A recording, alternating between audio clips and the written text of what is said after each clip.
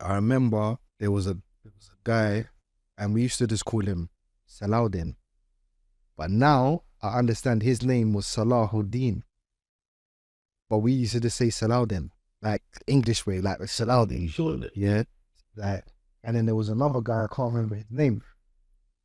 But Salahuddin, he just used to have normal hair, probably like a number two top. And the other guy, he used to, I think he was Sikh. He was probably Sikh.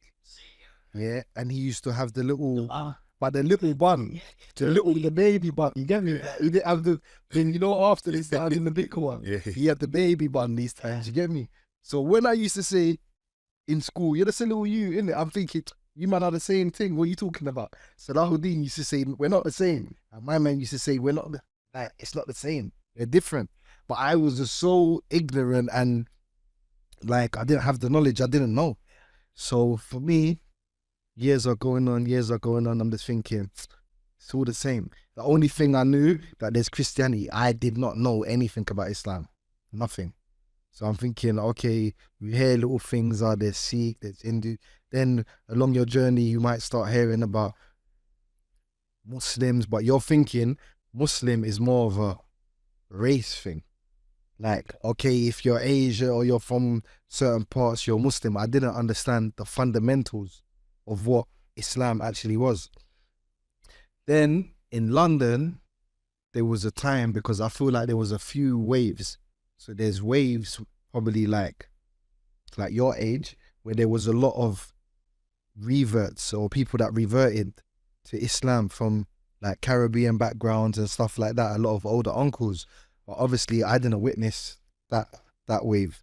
So I feel like there was like another wave and that wave was of the children age group of those uncles. So those uncles have obviously got children my age. So some of their children was raised up in Islam. They probably had friends of the same age where they're telling them about Islam and, oh, we're Christian, you're Muslim. And so there was a time where my age group people, they started to, Islam came around.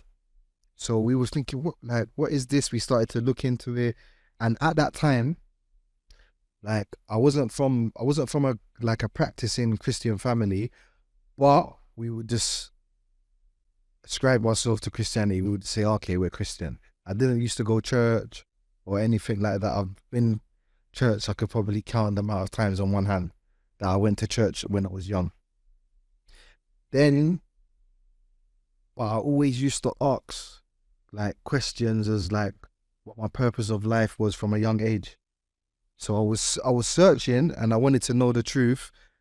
But when I got a bit older, and I started to see people that I grew up with speaking about Islam or embracing Islam, that's when I became like curious, like, what's Islam? People was talking, and at that time, then I started asking about Christianity, and I felt that Christianity was more like to just blind follow. If you ask certain Christians or they tell you stuff, if you're inquisitive or you ask certain questions, it's like kind of blasphemy in a certain way. It's like you're not supposed to ask questions, just do as you're told. Just follow, basically. And that didn't sit right with me. And I could go deeper, but growing up, it was just like I was always that kind of child. I want to know why. You're telling me to do this, why? This, that I have to know the answers. So I feel like the way I was, that's what helped me find the truth as well, because I was inquisitive, and whatever didn't sit right with me, I wouldn't follow. So like I was saying, a lot of people was becoming Muslims in the surrounding communities. So I started to look into it and just understood like what the foundations, the fundamentals of it was, to know that, okay, cool, God's one. So you don't pray through anyone, you pray directly to the Creator. There's no middle person. And Jesus, okay, he's not the Son of God, he's a prophet for people to follow. So when I started to understand the beliefs, it made sense to me. And the mind frame that I had before when it was just like you hear names like Abdul. You just think it's like, what is these names? But then you start to understand that this Abdul, like Abdul Rahim, Abdul Rahman, these names that you're the servant of or the slave of, and the name that follows is the names of Allah. So see, you got Ar-Rahman, Ar-Rahim, Al-Malik, Al-Qudus. Like there's many names of Allah. So that's when it was just like, it was removing my ignorance at the same time as I was learning. And Is this really new frontier?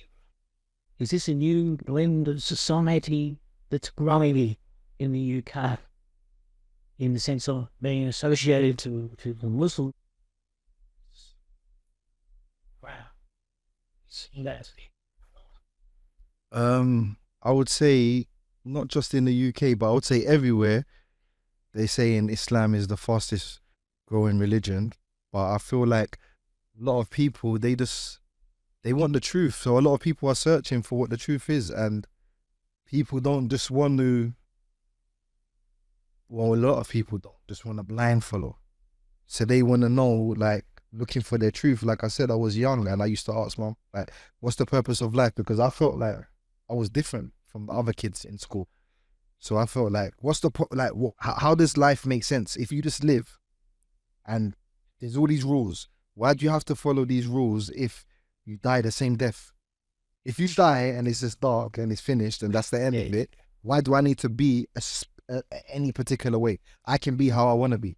Because if I'm not here no more, that's it. I'm just going to be dead and it's dark. So why do I have to follow anything?